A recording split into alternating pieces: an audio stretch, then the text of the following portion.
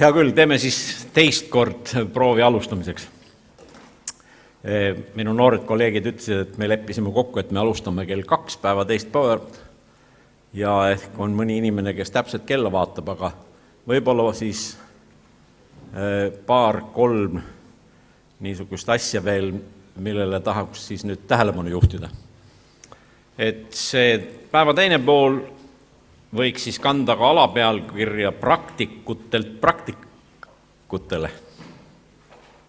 Nii nagu me juba rääkisime, sai see valdkond alguse Tallinna Tehnikakõrgkoolis 2009-2010 õppeaastal ja nende poiste tüdrukute hulgast, kes on siis nendel aastatel nüüd peale 2009. aastat Tallinna Tehnikakõrgkooli lõpetanud, on sirgunud juba nii mõnedki inimesed, kes neid tarkvaru, neid filosoofiaid, neid tehnikaid oma igapäevatöös kasutavad. Ja seetõttu me pidasime väga vajalikuks anda nendele inimestele ka võimalus selles saalis. Me küll Tallinna Tehnikakõrgkooli kohta ei saa öelda alma mater, sest seda öeldakse ainult ülikooli kohta, aga meie jaoks on siiski ka see koduülikooli kõige pidulikum saal, et anda võimalus neil siin esineda, sest elus tuleb ju neil ka kunagi esineda nii, nagu täna esines siin Arto või Akos või teised mehed, kes on pikaajalise töökogemusega. Ja me oleme täiesti veendunud, et seda kõneoskust on vaja nendel noortel inimestel tulevikus ka siis, kui nad kaitsevad oma magistri ja võiks siis unistada, et ka doktoritöid kunagi. Nii et siis sellepärast selline päeva ülesehitus. Ja kuna on küll veel 5 minutit aega, aga ma arvan, et need tõsised tegijad, kes on tulnud kuulama, on juba ka saalis ja ma paluksin siiski nüüd 5 minutit ennem kokku lepitud aega teie ette esimese nendest meie kasvandikest, Annika Salak, kes töötab mudelprojekteerimise projektijuhina. Ja see on lausa ametlik töökoha nimetus. Nendel 2 viimasel konverentsil, kus esinesid teklamehed, tõi üks nendest siia saali niisuguse termini, et BIM manager, see on väga seksikas eriala. Seksikas võib olla ka Annika Salak mudelprojekteerimise vedajana. Palun.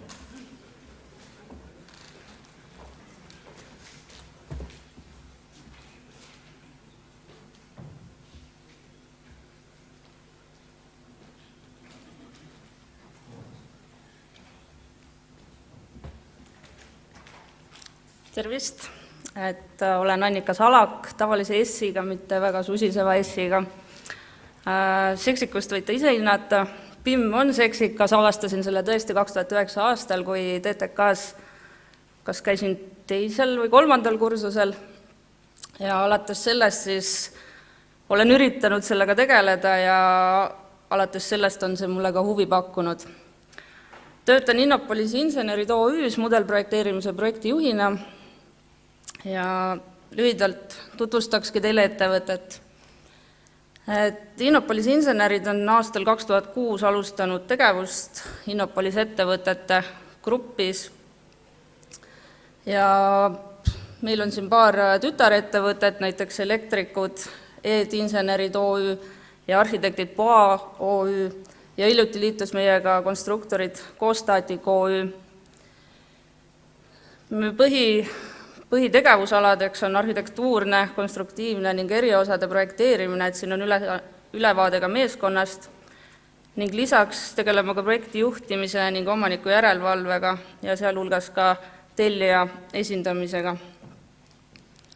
Tegevuspiirkonnad, et Eestis on meil kontorid nii Tallinnas kui Tartus, kuid kliendid on enamasti Eestis, Soomest, aga ka Norras, Venemaal ja Lätis. Siin olen välja toonud olulisemad teostatud tööd, et üks suur ja uhke hoone on Tallinna lennujaama lennukite hoolduskompleks, mida kõik võite ka Tartu maanteelt näha. Teine oluline hoone, mille pean vajalikuks välja tuua, on Pärnu haigla juurdeehitus, mis pälvis ka tunnustuse Tekla BIM Award konkursil, et koostöös siis nüüdseks juba tütarettevõtte Koostaatikuga teostati seal Tekla mudel. Natuke siin tulevikust, et hetkel oleme üks 5 projekteerimise täisteenust pakkuvast ettevõttest ning hoonete projekteerimise turul siis esimese 3 ettevõtte seas. Samuti soovime laieneda, eksporti rohkem teostada, soovime omandada või siis luua tütarettevõtted Soome, Valgevenesse ja miks ka mitte muudesse lähiriikidesse. Ning kõike seda me ettevõttesiseselt kui ka mina isiklikult leian, et aitab ja lihtsustab juurutatud siis mudelprojekteerimise protsess.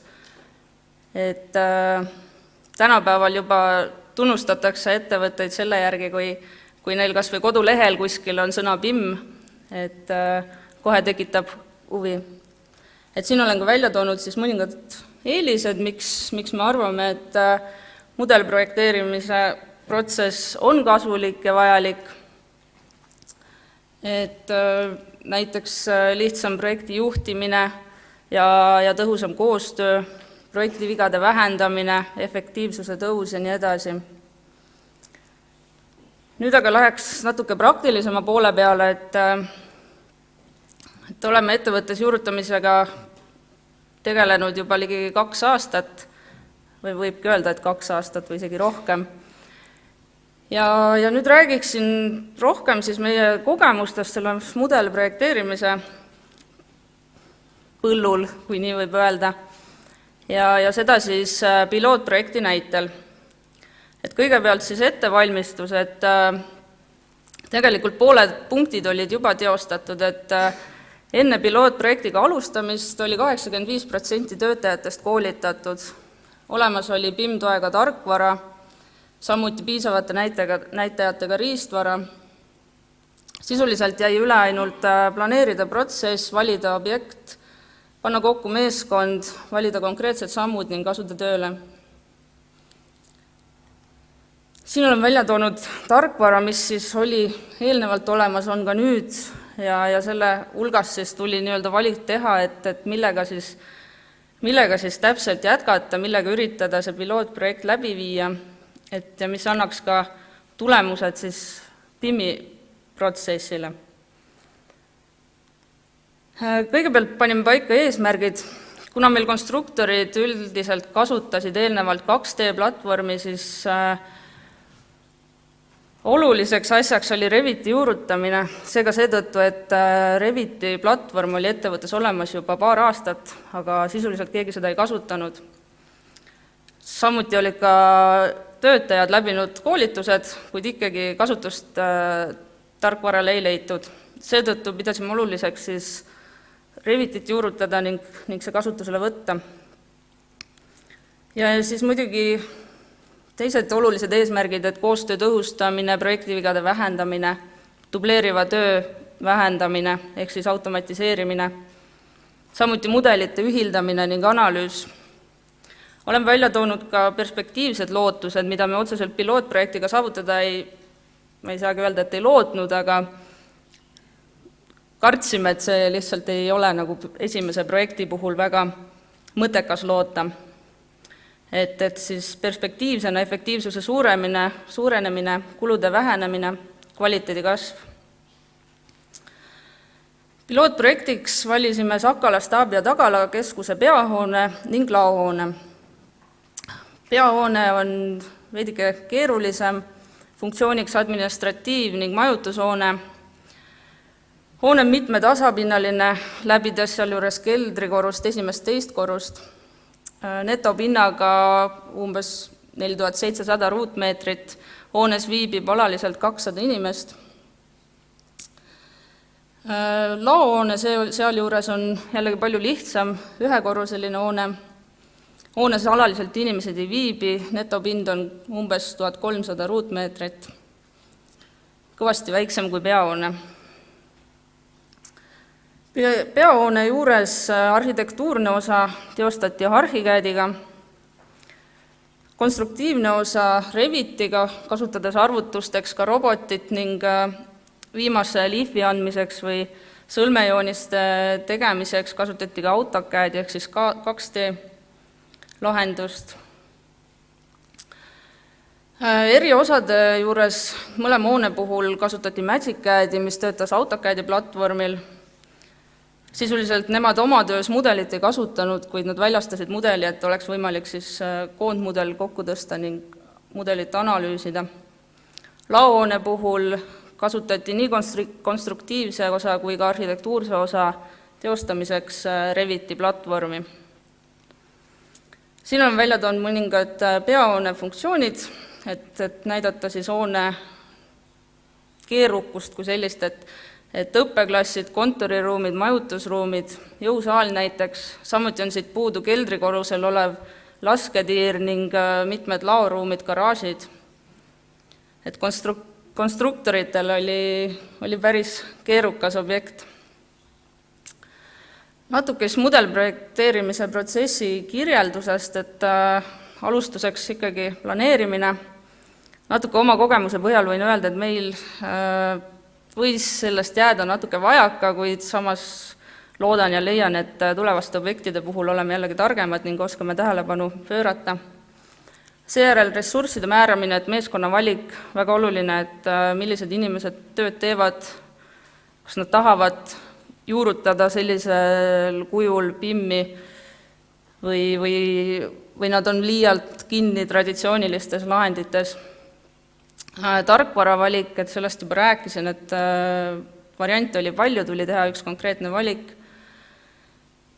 Infovahetus, et millist infot, kes kellega, mis ajal, kui tihti, kui palju vahetab, et sellised punktid, millele eelnevalt nii konkreetselt mõeldud ei olnud, et traditsiooniliselt protsess lihtsalt kulges ja infovahetus juba toimus nii, nagu inimesed harjunud olid, et aga nüüd tuli kindlamad piirid paika panna. Samuti detailsus, millest siin eelnevalt ka palju juttu oli, et kuna tegemist oli põhiprojektiga, siis tuli tähele panna, et asi ei läheks liialt detailseks, kuna see on jällegi ajakulu ja mitte ka vajalik teatud etapis. Seejärel mudelite kontroll, analüüs, et siinjuures panin ära ka mudelite jagunemise, et konstruktoritel, arhitektirel oli mõlemal oma mudel, üks mudel, eriosade lõikes olid kõikidel osadel eraldi mudelid, lisaks olid need jaotatud ka korruste vahel. Ja tõesti, see on palju lihtsam minule kui mudelite kokkutõstjale või kontrollijale, et ma sain valida sealt lihtsalt ühe korruse, näiteks ainult veetorustik või ainult kanalisatsioonitorustik ja need läbi vaadata. Kui see oleks olnud terve üks suur mudel, siis oleks palju keerukam olnud ja oleks tõenäoliselt palju rohkem tekkinud selliseid vastuolusid, mis võib-olla ei olnud nii väga olulised tollel hetkel. Siin olen välja toonud ka mudelite iseärasused, et võib-olla ei olegi oluline, et need iseärasused just selles konkreetses mudelis sees olid, aga miks selle välja tõin, on see, et see on oluline info, mis peab jõudma edasi.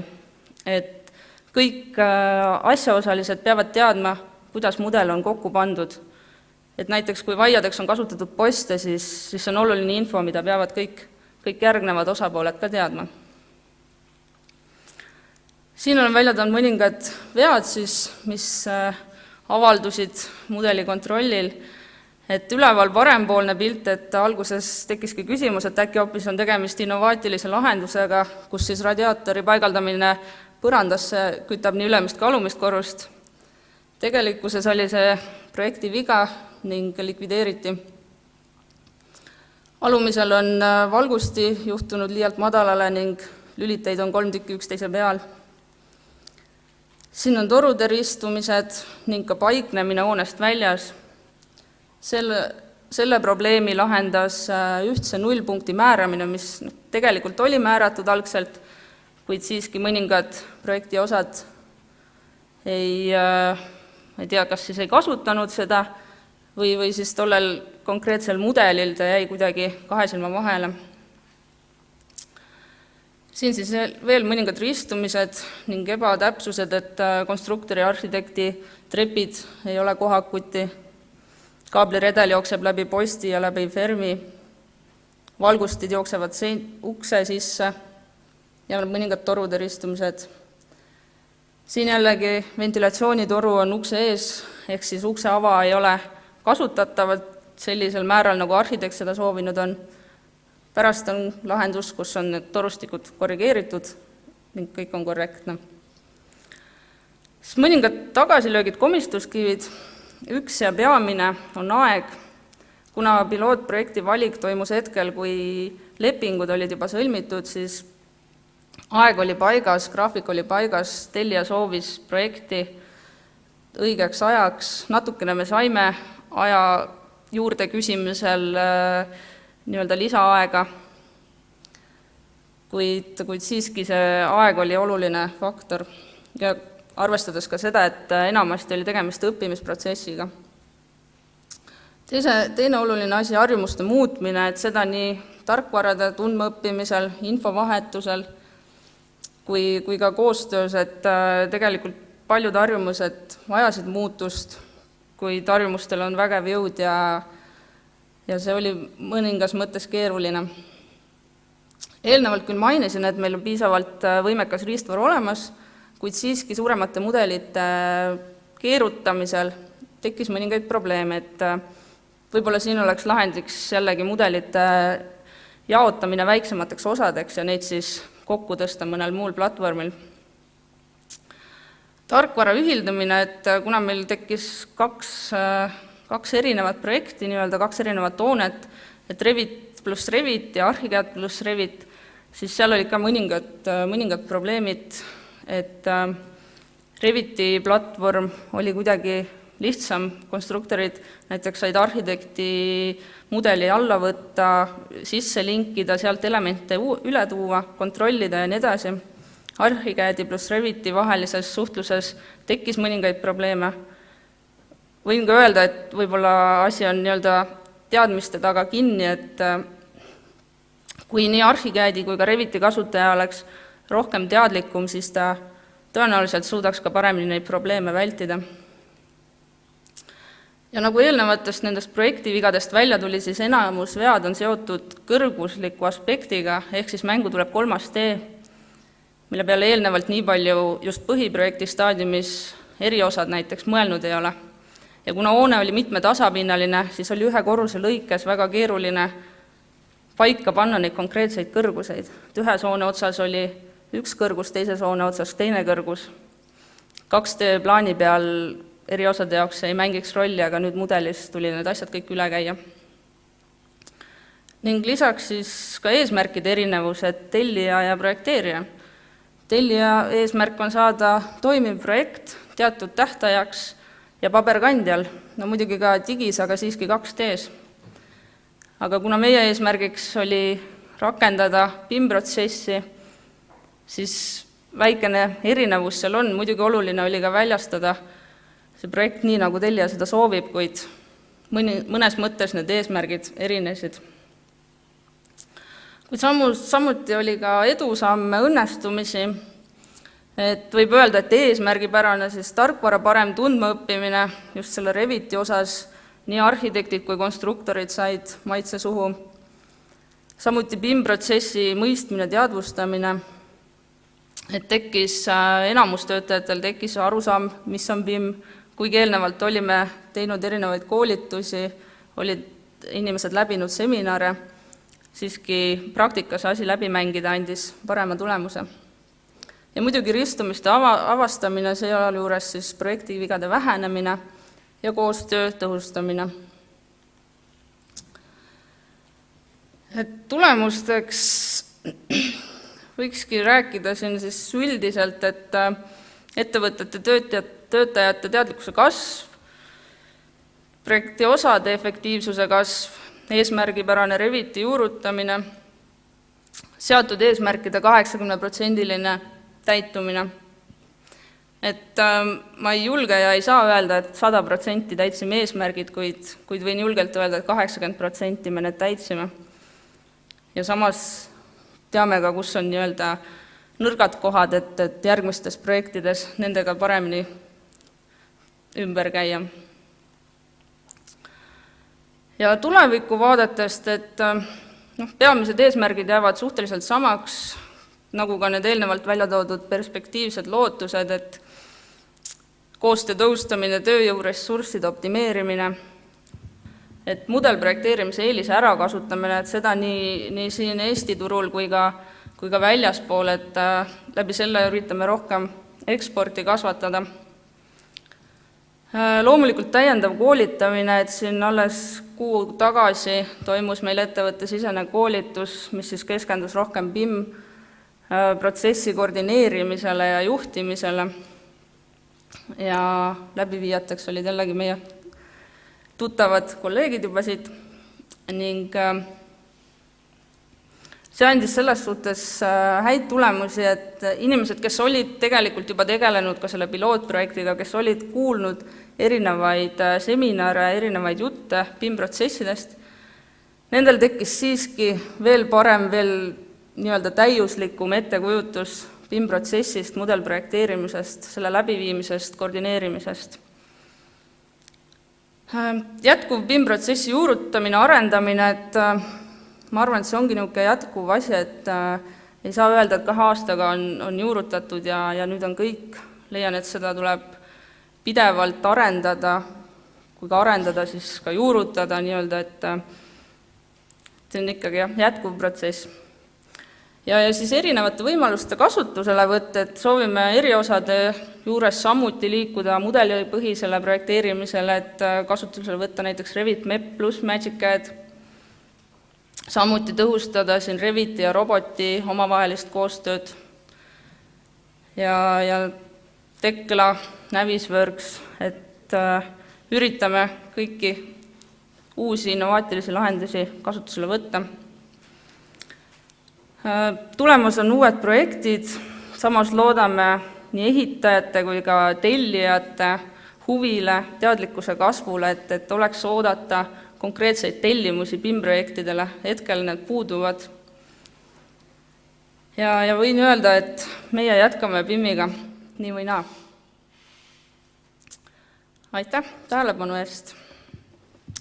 No nii, on küsimuste aeg.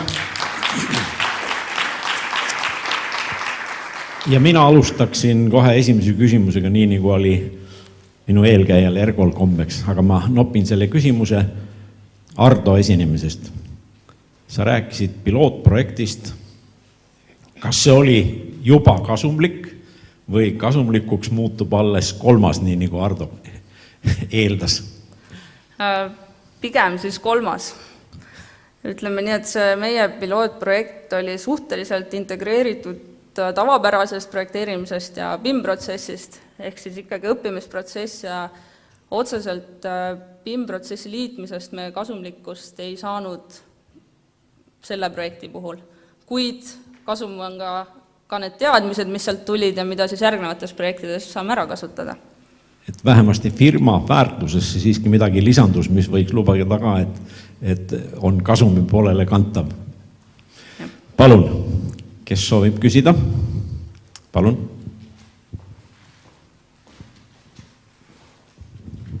Tere, selline küsimus minu poolt, et kas te saite ka ehitaja poolt mingisugust tagasisidet ja kui jah, siis missugune see oli? Mina jään kahjuks vastuse võlgu, minuni ei ole tagasiside ehitajatelt jõudnud.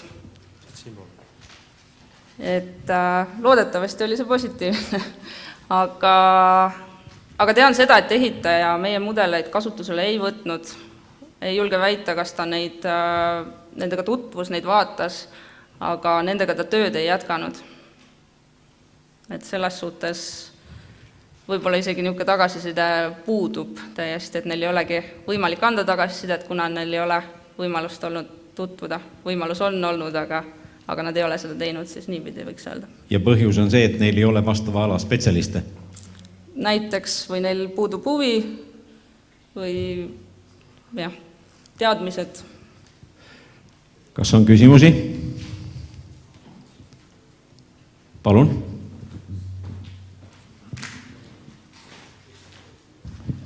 Kas selle ekspordi laiendamise saab siis tuginema nende BIM teadmistega või BIM-i toel või et need naaberriigid siis minna sinna, et jah, et meie oskame BIM-i, me teeme BIM-i hästi, et nüüd selle tõttu meil on lihtne laieneda? Jah, see võib olla nii, et see kindlasti lisab mingi väärtuse meie ettevõttele, et kui vaadata siin Soome, Rootsi, Norra ehitusettevõtete, projekteerimisettevõtete kodulehekülgi, siis kõigil on esindatud selline sõnalühend nagu BIM, et kindlasti see on üks koht, kus on võimalik saada ühisele keelele, kus on võimalik leida paremaid kontakte. Kas te olete täna juba teinud alltööd mõnele välisprojekteerimisettevõttele? Oleme, aga ei saa kindlalt väita, et see on nii-öelda BIM-protsessiga seotud olnud. Selge, et see ei ole mitte kontaktide otsimine, vaid kontaktide jätkamine BIM-platvormil siis, jah? Ja ka otsimine, et selles suhtes ma leian, et see on üks hea asi, millega ennast müüa just välisturul, et seal väärtustatakse neid teadmisi ja ma leian, et see on üks koht, kus on võimalik koostööd saavutada. Palun, kes soovib veel küsida? Kui ei, siis aitäh, Annika.